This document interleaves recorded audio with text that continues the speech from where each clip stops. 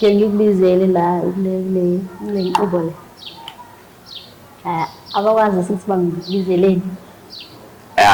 Bangitshenile bona ukuthi ngibizeleni. Nami ke bengazi ukuthi wena ngoba phela ngitshenza umunye umuntu. Ngiyamthanda. I have crush on you.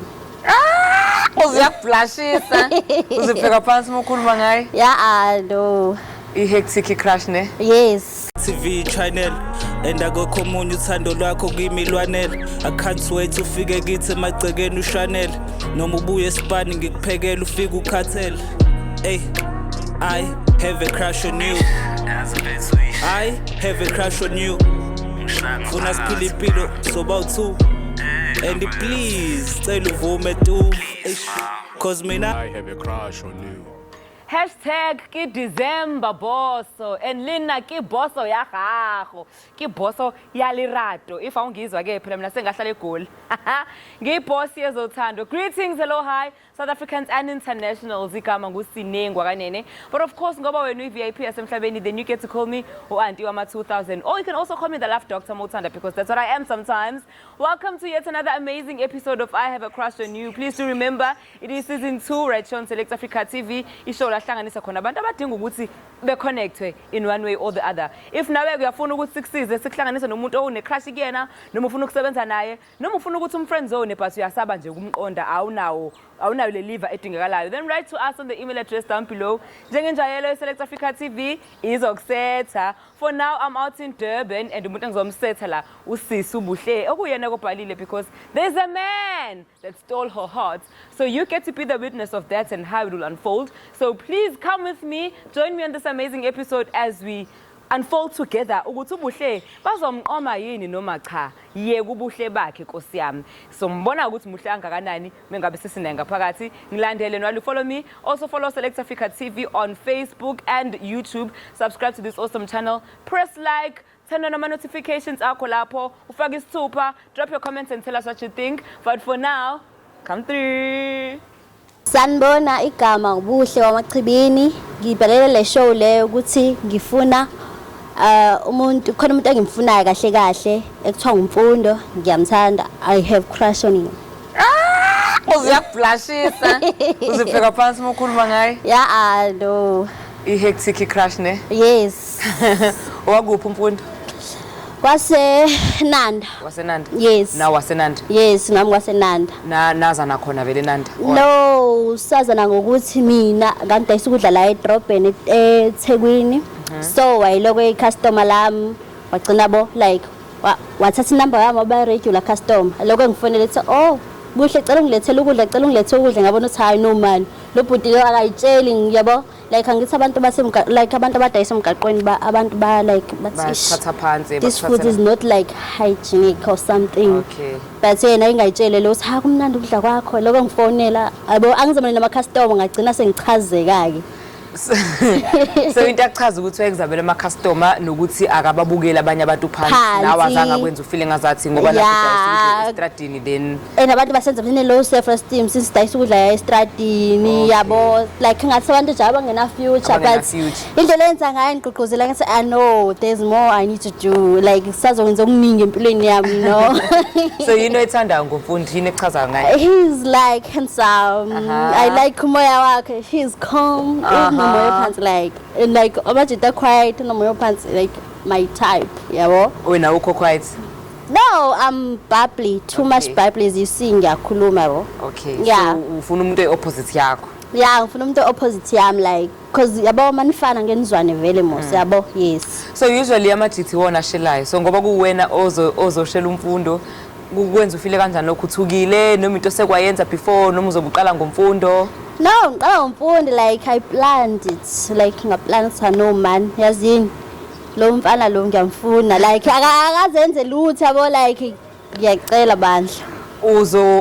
Uzokuthatha kanjani mangabe yena engareact kahle to isicelo sakho because thola ukuthi naye akajwayela ukushela uzobeqala ngawe? No, ama disappointment into ehlezi khona vele no. I like you don't have to expect yes all the time. You have to sometimes I love the way you think. Yes. I love the honesty yakho to yourself because very life in you can't always expect a yes even though we are hoping for a yes kumfundo but ngiyathanda indlela engicabanga headspace ngayo. yakho, yes. I won't be disappointed in a way, you know, because no, akuphoqelekanga ukuthi umuntu ahleze si yes yabo. Mengathanda kathandi, I can't force his heart. Yes. Yes. So what kind of relationship are you looking for from umfundi? Ufuna nibe serious noma uzothatha one day at a time ubone mase uzobona ngesikhathi noma mhlawumbe usuready? Uzobona ngesikhathi. Uzobona ngesikhathi. Yeah. I don't know what kind of guy he is, like ukuthi ucabangani. So ufuna indlela uzokhuluma nawe uthi no mina ngifuna umuntu kanje. It's fine nokuthi ufuna umuntu yabo.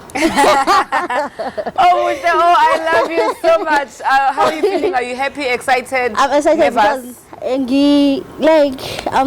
surprised kodwa angazi ngathi ngifila kanjani because ngizokhuluma naye yabo happy same time. Don't know. In love, ngala, we happy, ngala. I'm scared if he's rejecting me, but no man, you'll be fine. You'll be fine. So are you ready to see your crush? Yes, I'm ready. Oh yeah, let's go. Thank you. That was beautiful. All right, so give table for two, and then said now you handsome. Move on to two more. Awu. Abadlala ngami. Bakusuka nisheme yazi utakufana uko bed. Awu. Hayi ngazobani-ke lo shilo Nkosi yami. Find out how much. Thank you so much for tuning in and for watching. Please remember to subscribe to this awesome channel right here on YouTube. Like this video, drop your comments and tell us what you think, and then also share the link with your friends, your colleagues, your family. This is Select Africa TV, and you are watching I Have a Crush on You Season 2.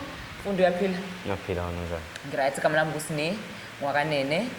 Into engilethela ukuthi khona usisi othe cela ngikusondeze engathanda abantu ithuba lokuthi akhulume nawe. Igama le show is I Have a Crush on You. So ngiyacabanga ukuthi nawe uzokwazi ukuhlanganisa one no one. Ngizokwazi ngizobona. 55.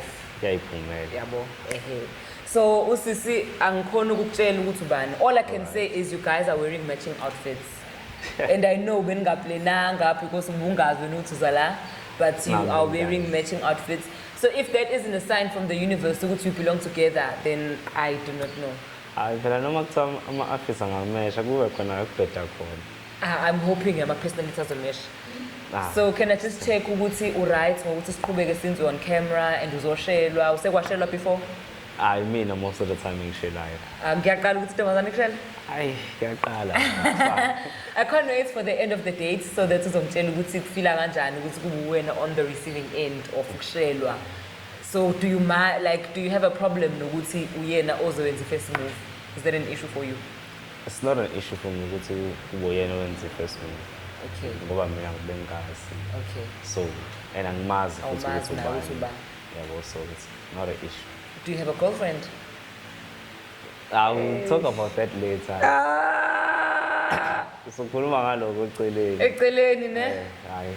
Okay, but when I mind nokuthi siqhubeke nosisi ngimlethela. Nah, I don't mind. So if let's say you connect ngama personalities, yini engakwenza ukuthi udecide ukumqoma? For you, what imapha ama deciding factors enza ukuthi ubone ukuthi okay lo engabe girlfriend right? Personality yakhe mekuthi much cooler, calmer than njengami. Akayena umuntu yonke indawo. So mangabe yonke indawo loud and public shothi akasesi type yakho. Sobona phambili. Sesibona. Okay. So it's personality, respect, and honor and love. Okay, so you don't care about the body type and the features? Nah, I don't care about that. All right. So are you ready to see your girl? Let's not say my girl yet. Oh, I was trying to be positive, but I get it. I respect you. Okay. So are you ready to see the crusher? I'm ready. Nervous? Izinto zami. All right, ngiyakulethela yena. Mbukele ngiyamletha Sister Zengai on the show. Please do not go anywhere. Stay tuned in to find out ukuthi uzohamba kanjani date yamfundo nalo sis ombhalelile right here on the show. This is Select Africa TV. I Have a Crush on You Season 2. Awona. Njani? Ngiyaphila. Ngiyaphila. Kade ngagcina. Hey, umuntu bekade samatasa ebambekile kodwa nje ngibambana lapho nalapho. Ngagcina leso sikhathi lo uthenga ukudla ngumena. Hayi wona ukudla kwakho kumnandi. Umuntu asuke nje wayesephuma late emsebenzini yabo. Umuntu uphuma late. Nami sengaye ukudayisa. Ayabe ngicayizolo ngiyangadlula khona lapha ya. Kodwa ngangakubona. Into mhlawumbe ngizodlula ngithenge lapha.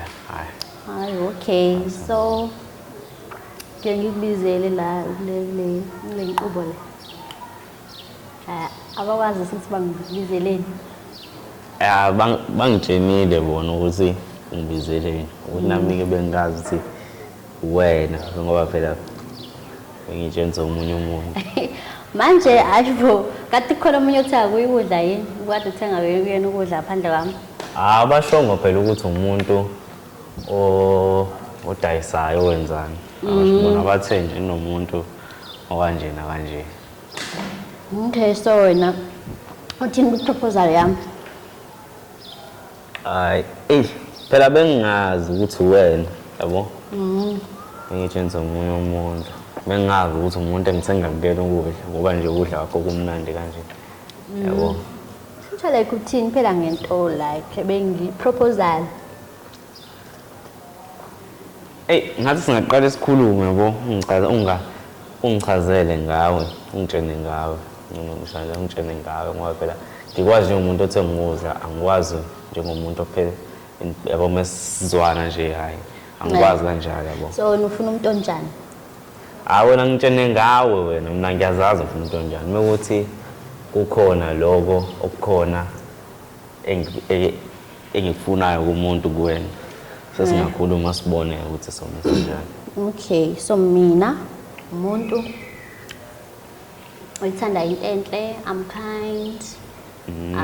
Ngisebenza kanzima. I think uyabona nawe ubone ukuthi ngikudla ukuthi hawu lento mozane iyaziphekela. Uyapheka impela wabona hayi. Yes, so simnandi isandla sakho. Yes, I'm studying online eNISA. Yeah. Bengibheka umuntu engizo like kuba naye ukuthi yabo senze fish but like akuyona impoqo, we can take it step by step. Sorry. Kubela ngilalele ngona kuphela lokho. Yeah, lo kuphela okwamanje. Hayi. Okunye usuke uzibonela ngikholela mina bizenzo mostly. Hayi ngiyakuzwa umuntu okholela kwizenzo.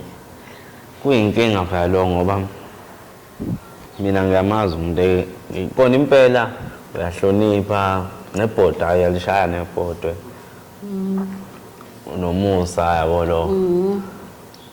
Kodwa inkinga mina ngeke ngathini ngayibeka kanjani lento.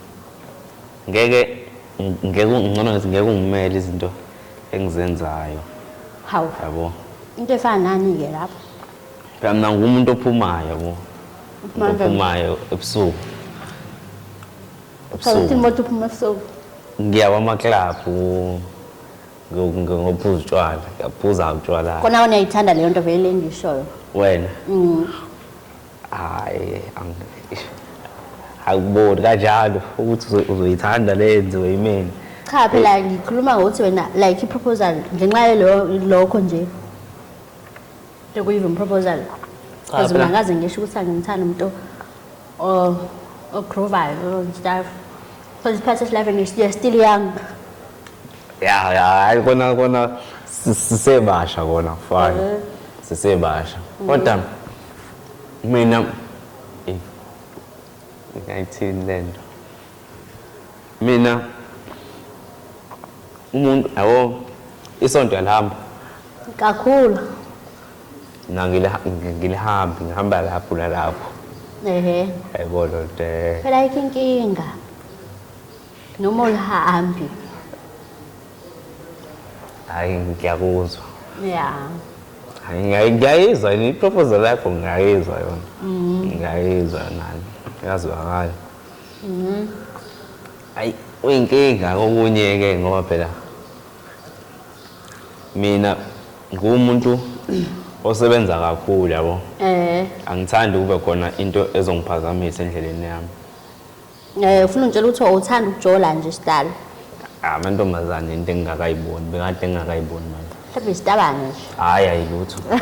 Insizwa nje ngiyimela lutho ke. Angiboni uqhwena kahle kanjani. Hayi okay bhuti mfethu ayikho inkinga. Yabo. Ngumuntu angifuni ngoba amantombazane adinga izinto eziningi. Ngumuntu nje oyisebenzela kahle. La sengibona khona ukuthi wena bengingazi phela mina bengitshena sabangani. Yabo. Siyajwayelana, siyabingelelana, sixoxe, sibuza impilo. Bengazi ukuthi usuyangifuna yabo nami besifunda ndawonye ngempela esikoleni besifunda ndawonye impela esikoleni waqeda mina ngisafunda mina yabo ngiyafunda ngiyasebenza ngibambana lapho proposal yakho ngiyayizwa yona mase mhlambe sazokhuluma ngesinye isikhathi hayi manje yabo kodwa yangithembisa ngithi angithembi lutho akangithembisi lutho okay akuthembisi lutho yabo ngoba umuntu osheshayo omuvayo yabo umuntu othmethise la enze lokho sela enze lokho senze lokho yabo ashintsha kodwa yona ngiyakuzwa hayi okay izwakala kahle iproposal yakho umuntu oright yabo kodwa iyanqaba yona iyakhahlela yakhahlela hayi yakhahlela hayi alright iyavika hayi alright but I think vele bengilindele nalokho ngeke ngasho ungathi umuntu omuhle kabi lokho kodwa angiboni ukuthi deserve umjito njengami ngoba ngiyayihluphela yabo hayi okay hayi awusuyaqeda ya hayi ngiyaqeda ngiyabonga mina ngisaqala usaqala ini ngisaqala ukudla sazoqala manje siyaqeda pheli Ngizocheck ukuthi khamba kanjani. ukujaya nqa proposal Bathomfundo wayi. Hey ngizawuchazela Yazongichazela. Isona isikhathi sokuchaza nje lesi. chaza manje phela ngizokwazi Wena bengakakuchazela ukuthi wanqaba. akazwakali kahle like Utheni kuwena? uthi yanqaba uthi ayivumi yakhahlela kuphela like I want to understand why uthi yahlupha wara Hlupha kanjani? hayi lo hlupha cabangayo Angakacabangi lutho Nkosi yami that's why. ngisho yena uthe yahlupha wema club umuntu ubhiza kakhulu emsebenzini like uyazi ngithi umuntu like ukuthanda uba nesikhathi sakhe noba ngabhizi kanjani which means yabo uyakhahlela ngempela So he said ngiyazakwazi because he's too busy working emsebenzini usebenza ese-group. yes Okay. Is that what you said? hayi kona impela ngikushiya So awufuna uku-enter relationship ngoba uyazazi uthi anazo isikhathi samantombazana angifuni ukumhetha unomshiya kanjalo uyazibona uzobe uyi-headache uzomphatha ngekhanda. zobe nganaso isikhathi sakhe futhi kakhulu When men hurt you, they make sure sana. Yazi nje kwamanje wayimini uyangihetha. cha sibaleka lento ukuthi mase nisibiza ngezinja hayi mina Ngibaleka leyo Izinja vele nto but nizinja zethu mos. mina bengikulindele Nama-hot dog. bawukudla kwethu mina phela shuthi bekuthi bengikulindele izinja phela shuthi yali ukudla kwethu Well fine nizinja but nizinja ezi-hot. Uthe umuhle kusho ukuthi i-hot dog.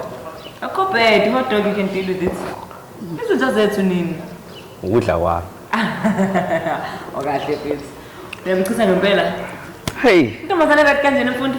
uright What if uyeke kade uzokwenza ukuthi hayi ukuthi akwenze zina control but what if wena uzothi masuthandana naye uzifikele ukuthi usuyayeka or usuyanciphisa indaba yokukhuluma njalo awakabi vele ready mhlawumbe uzogcina ukuthi se ngisamncane yabo usafuna ukudla ubusha bakho safuna ukudla ubusha bami angifuni ukuthi ngenze amaphutha la yenziwa abanye abafana Okay. yabo Uyakhuluma? angifuni ukwenza Awukhuluma? yabo uyasonta futhi ngiyalapho nalapho lala Ubaba. because bengizothi idlani nobabili ubusha benu yabo so take her to groove yabona-ke iyona into engiyishoyo leyo ukuthi uma ngithi ngiyaphuma ngiyahamba athi nami ngihamba nawe yena uwumuntu wesonto yena so ukube she was that kind of girl ngabe khambe kahle when uyagroove no angigroove mina uyasonta yeah ngiyasonta hayi ngiyadlala ngiyagroove but not that much yabona angisonti kakhulu futhi kodwa futhi angigroove kakhulu yabona-ke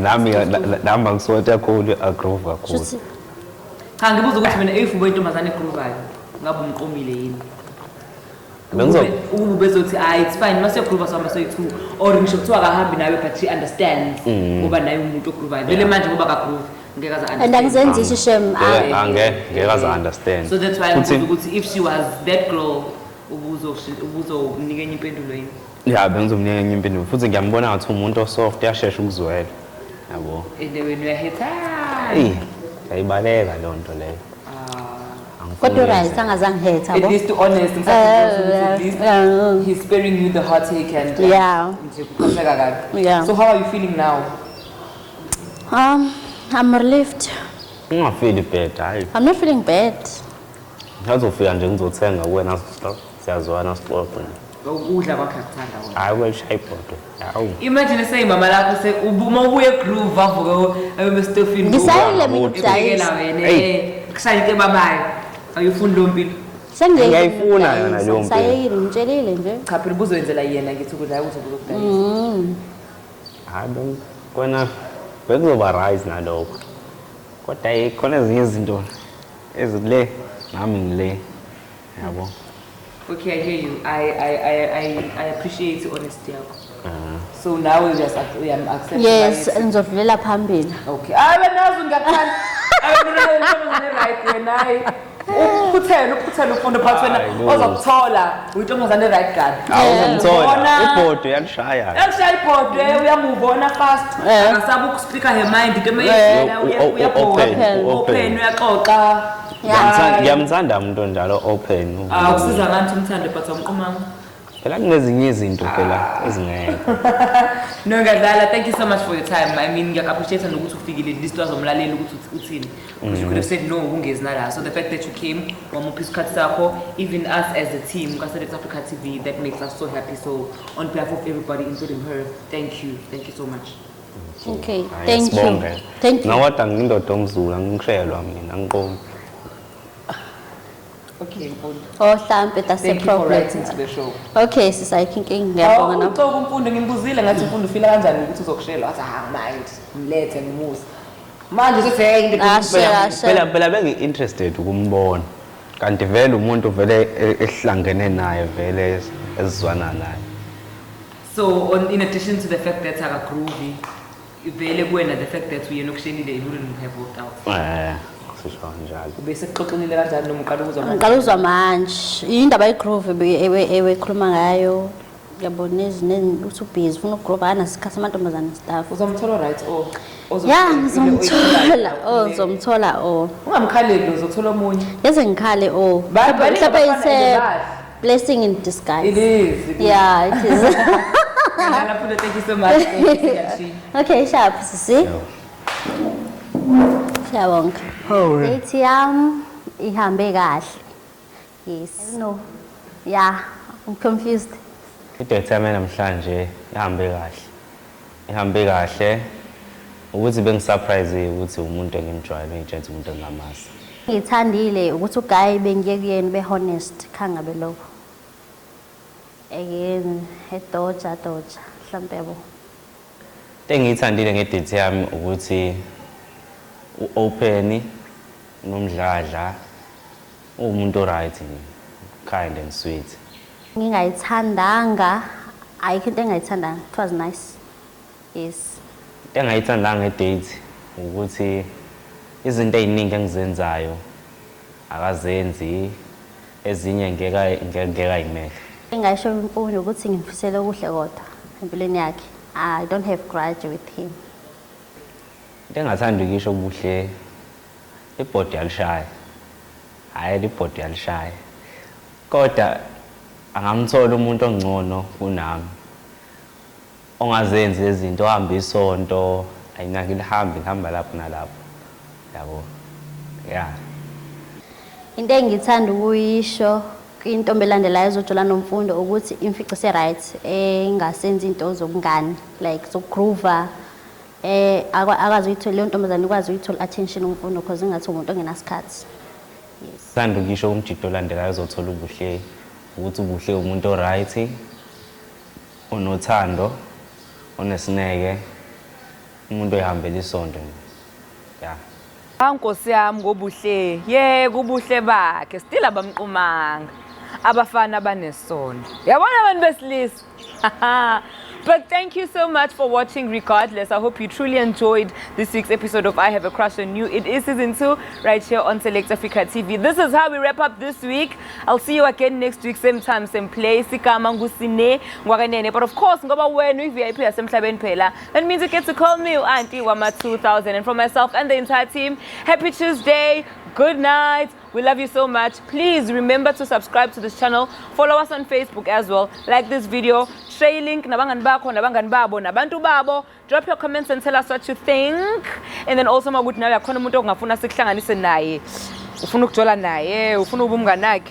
or a celebrity that you want to meet, but how na look finyelela yena. Spalelo on the email address down below and sinage siya finyelela la ungakwazi wena ufinyelela khona. Angithi sama superstar sizokusetha. But for now, allow me to say love you.